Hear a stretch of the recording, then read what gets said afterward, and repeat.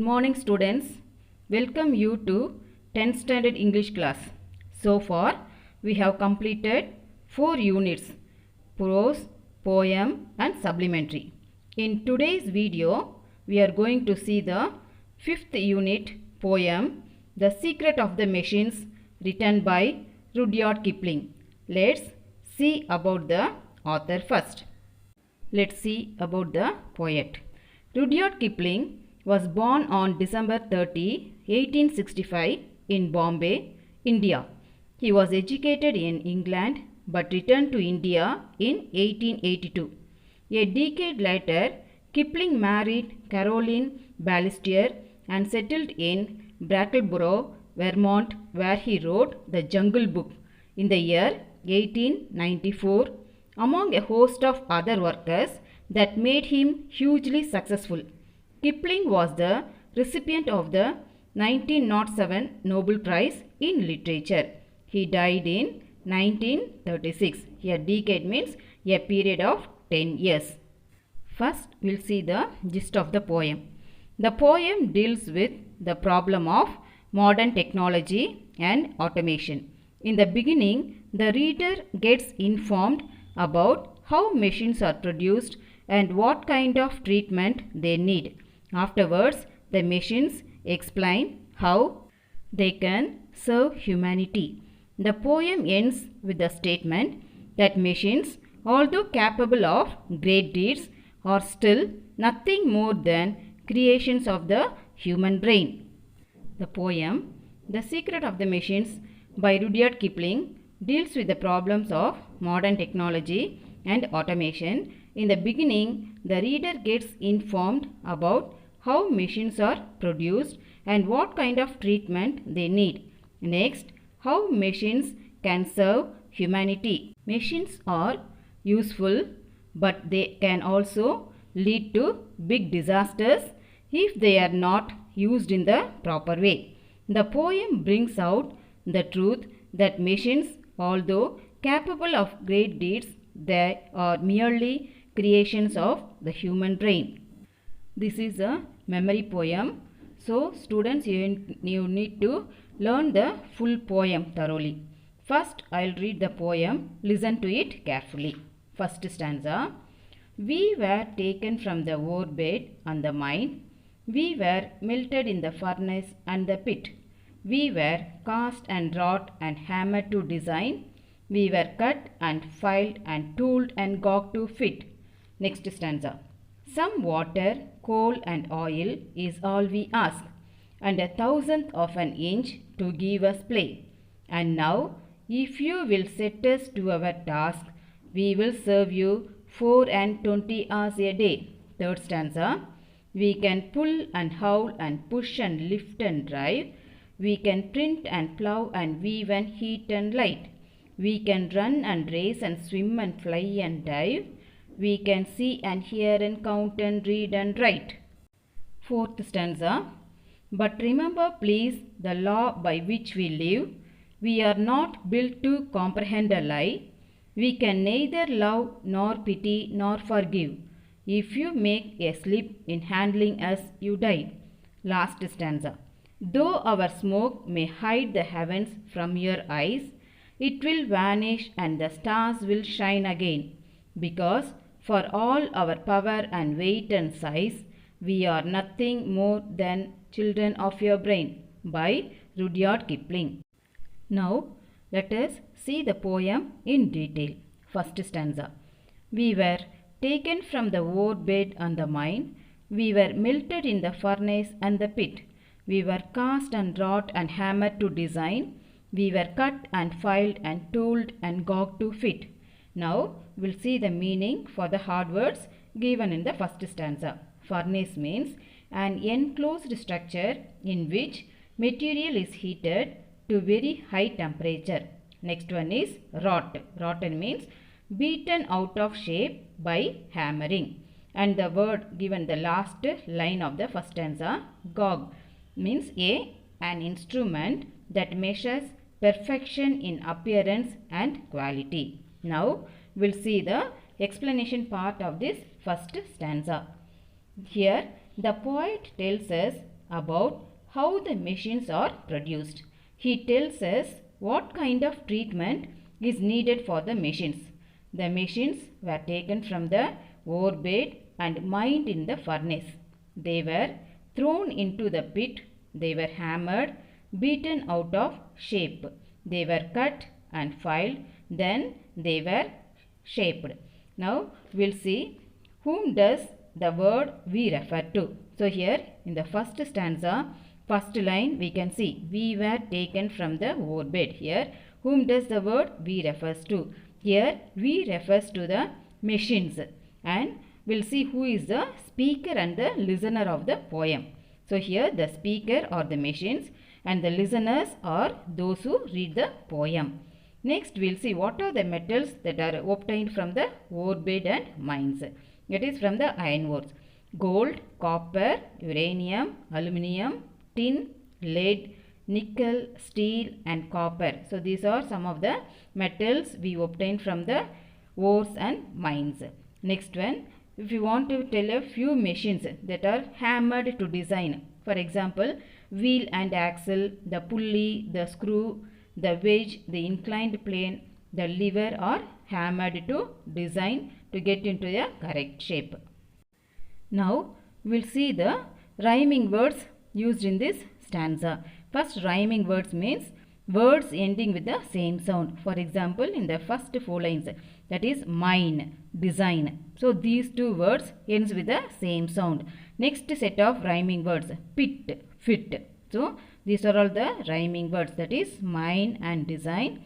Next set is pit, fit. Now we'll see what is the rhyming scheme. So here the rhyme scheme is a poet's deliberate pattern of lines that rhyme with other lines in the poem or a stanza. The rhyme scheme or pattern can be identified by giving n words that rhyme. For example, here mine, then design. Next pit, fit. So here we are giving what? Mine, A. Then pit, B. Again design is having the same sound as mine. So again A. Then fit, that is it having the rhyming words end with what? Pit. So B. So the rhyming scheme is A, B, A, B.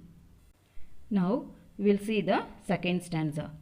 Some water, coal and oil is all we ask, and 1/1000th of an inch to give us play. And now if you will set us to our task, we will serve you 4 and 20 hours a day. First we'll see the meaning. Thousandth. Thousandth means a fraction of 1000. Now we'll see the explanation for this second stanza. So in the second stanza we are going to see about the requirements for machines to function. So what are the requirements needed for a machine to function? We'll see the explanation. Machines need some water, coal and oil. It takes only a fraction of 1/1000 of an inch to make them work. They will serve us 24 hours a day when they work.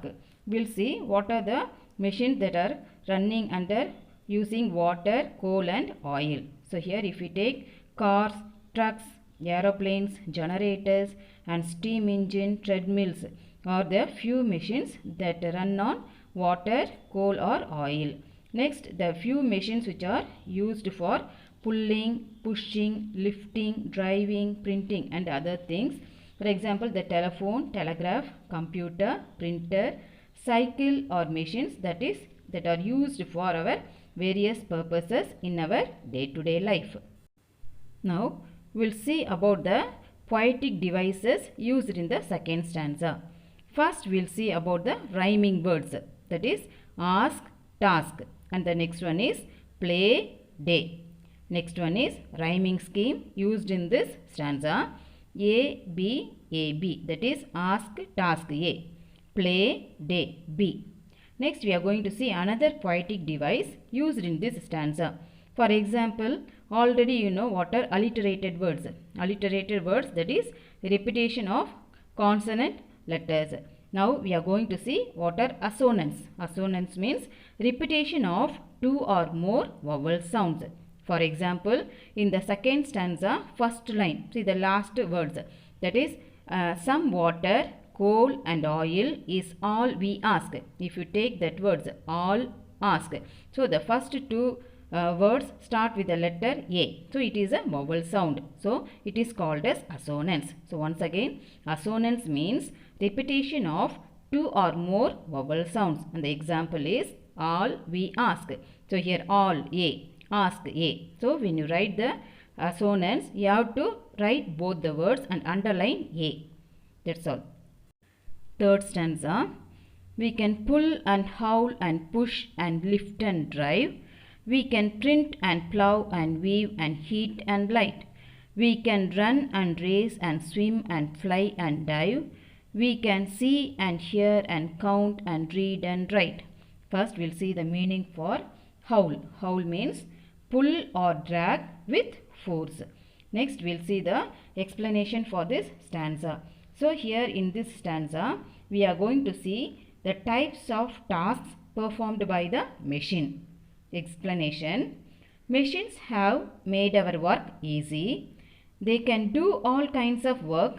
They can pull, drag, push, lift and drive. They can also print, plow, weave, heat and light. Further, they can also see, hear, count, read and write. Men were handling all these tasks. Now, machines have made them easy. Next, we'll see the poetic devices used in this stanza. First, we'll see the rhyming words. Drive, dive. Next set of rhyming words. Light, right. Next, we are going to see the rhyming scheme. The same scheme is used throughout the poem. That is A, drive, dive, A. Next one is light, right, B. So, the rhyming scheme is AB. Next, we'll see the alliterated words. Alliteration means words, the repetition of words using a consonant sound. For example, if we see the first line, we can pull and howl and push and lift and drive. In that, pull, push. So, it's a alliterated words. Pull, P. Push, P. The second line, print, plow. So, these are the alliterated words. So, when you write the alliterated words, underline the letter P. Likewise, in the third line also, run, race. So, these are all the alliterated words. Next, we'll see the other poetic devices used in this stanza. For example, the line, we can pull and howl and push and lift and drive.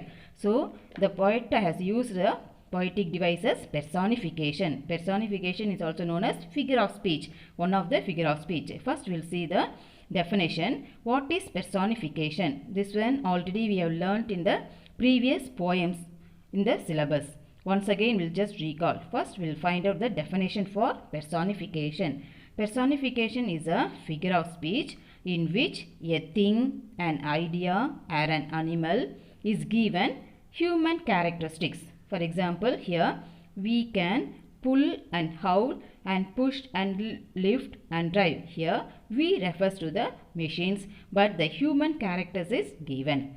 And the next poetic device used by the poet in this stanza, that is, we can see and hear and count and read and write. That is the fourth line of the third stanza.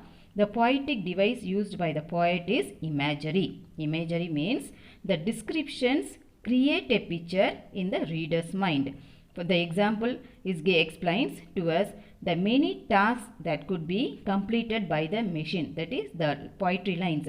We can see and hear and count and read and write. So this is an example line for the imagery. That is the poetic device, or you can tell us figure of speech also. So here in this stanza we can find two figure of speeches used by the poet, that is personification and imagery. Students, hope you have understood the three stanzas in this poem. Kindly read the poem and memorize it. It is the whole poem is a memory poem. Thank you, students. May God bless you.